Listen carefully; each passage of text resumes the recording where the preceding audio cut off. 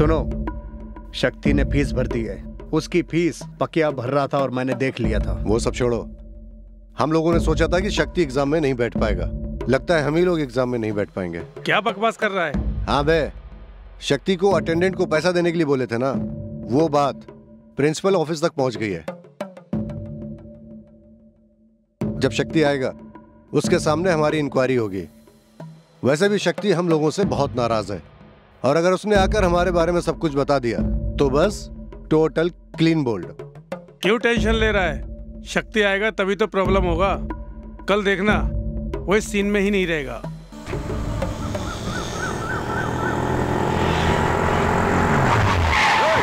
निकाल साले को, निकाल साले को, साला बेटा है, मारा साले को, मारा नहीं, मारा साले को, पेट का मार, मार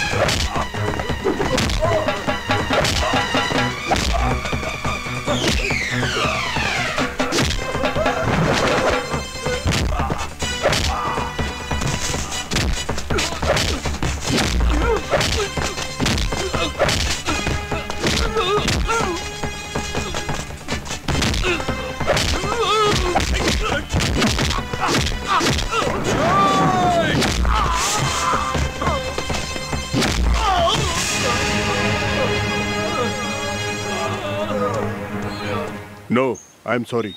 जब तक तुम तीनों पे लगा हुए इल्जाम खत्म नहीं होते, मैं तुम लोगों को एग्जाम में नहीं बैठने दूंगा। प्लीज सर, हमको एग्जाम लिखने दीजिए। हाँ सर, अगर हम एग्जाम नहीं देंगे तो हमारा भविष्य खराब हो जाएगा सर। ये देखो, भविष्य के बारे में डर या फिक्र, तुम तीनों को ये सब सोचना चाहिए था। अब गलती के बाद पछतावे से कुछ नहीं होगा। सर, हमारा अटेंडेंट हमेशा सही था, हम लोग उसको चेंज करने के लिए कोई कोशिश नहीं की सर। हाँ सर, इन लोगों ने अटेंडेंस ठीक करने के लिए मुझे पैसे दिए, किसी ने आपको गलत खबर दी है। इन लोगों ने तुम्हें पैसा दिया, मैं ये नहीं कह रहा हूँ। शक्ति के द्वारा तुम्हें पैसा पहुँचा, मैं ये कह रहा हूँ। शक्ति अच्छा लड़का है, उस पर हमें गर्व है। अभी उसको आने दो, अभी दूध का दूध और पानी का पानी हो जाए। अरे आप क्या बोल रहे हैं सर? अरे इन तीनों की शक्ति के आगे कोई भी शक्ति आ जाए, ये उसे दबा देंगे। हमारे राज्य की पुलिस पूरे देश में इनकाउंटर के लिए बहुत ही फेमस हो चुकी है। मैंने उनको खबर कर दिया है, अब वो आते ही होंगे। व्हाट मिस्टर मोहन, ये कॉलेज है, कॉलेज कैंपस में पुलिस आएगी? ये सब गलत है। You are right sir. अगर कॉलेज की तरह रहे तो ठीक है, अगर यहाँ गैंगस्टर की टोलियाँ बनेगी तो हमें ऐसा कदम उठाना ही पड़ेगा सर। मुझे इन तीनों के लिए कोई फिक्र नहीं है सर, क्योंकि इनके माँ बाप जो हैं पुलिस वालों को भी अपने जेब में डाल सकते हैं, इतने बड़े आदमी हैं वो।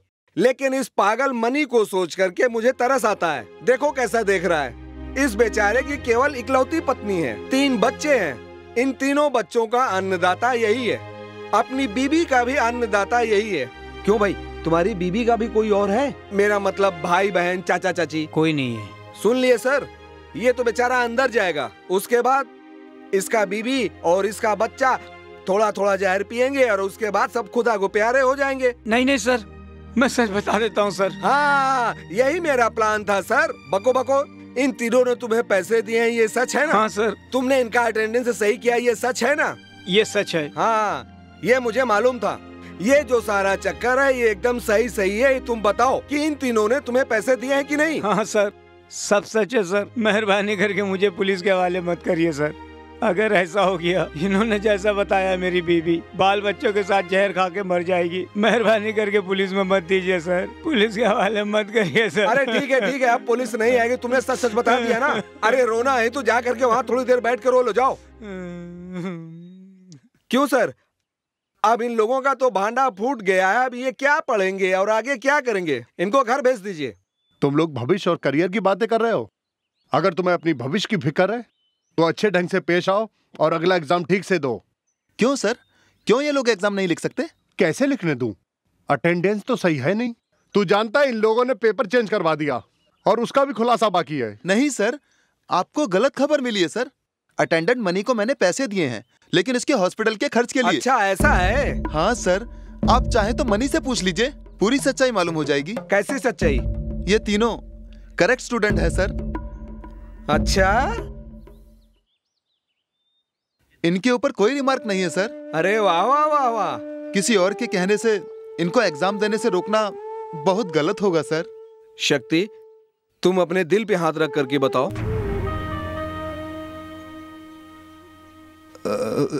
हाँ सर। क्या बात है, तुम इतना हड़बड़ा क्यों रहे हो? ये क्या तुम हाँ कर रहे हो? इसका मतलब तुम सही नहीं बोल रहे हो। सर आपने सुन लिया ना, ये सीधा साधा विद्यार्थी कैसे दिल से बात कर रहा है। सर मेरी बात मानिए, इन तीनों को इम्तिहान देने की अनुमति दे दीजिए, मगर इसको केवल ये साल नहीं, इसको कभी भी एग्जाम लिखने की अनुमति मत दीजिए। Excuse me. अब कौन है?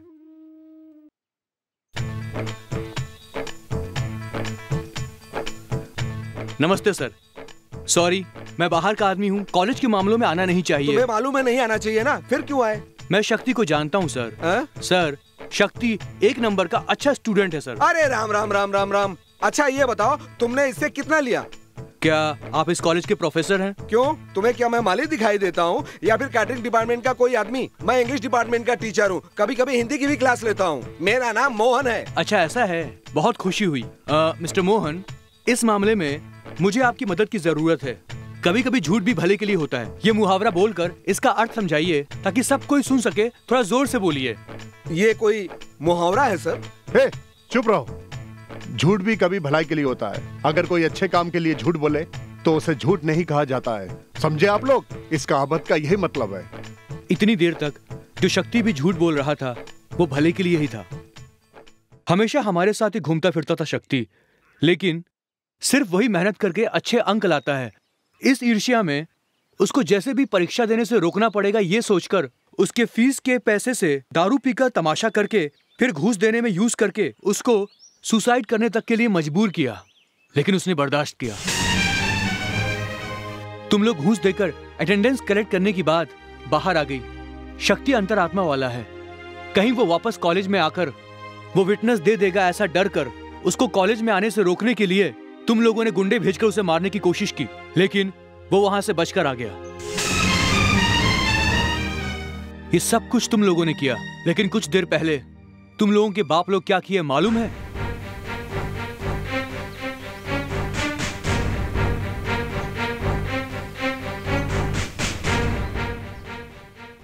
रास्ते में इडली बेचकर उस पैसे से अपने बेटे को पढ़ाने की इच्छा रखते हुए, एक विधवा मां का बेटा है शक्ति, उस औरत ने कितनी जिम्मेदारी से अपने बेटे की परवरिश की होगी। तुम्हारे बाप ने जो पैसा दिया वो उसने ठुकरा दिया। तुम लोगों की सारी गलतियों को उसने माफ कर दिया, और अभी भी तुम लोगों को बचाने के लिए वो मुजरिम के कटघरे में खड़ा है।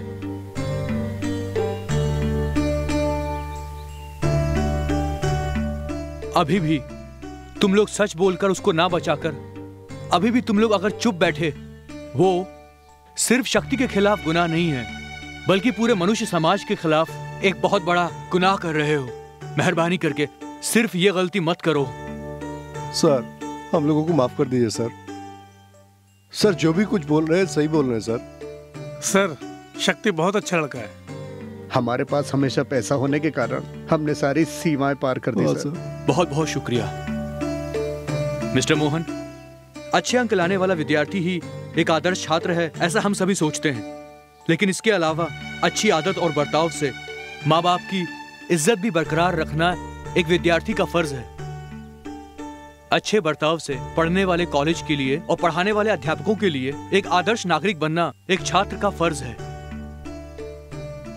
सिर्फ अपने को आगे ना बढ़ाकर दूसरों की भी मदद करना और भविष्य में आने वाली छात्र समाज के लिए एक मिसाल बनकर रहना भी एक छात्र का फर्ज है। ऐसे ही आदर्श विद्यार्थी हमारे देश की रीढ़ की हड्डी हैं। अगर ये आदर्श विद्यार्थी सोचेंगे तो पूरी दुनिया में हमारा देश दुनिया में सबसे आगे रहेगा, गर्व से हम चलेंगे। वैसे ही एक आदर्श विद्यार्थी है हमारा शक्ति।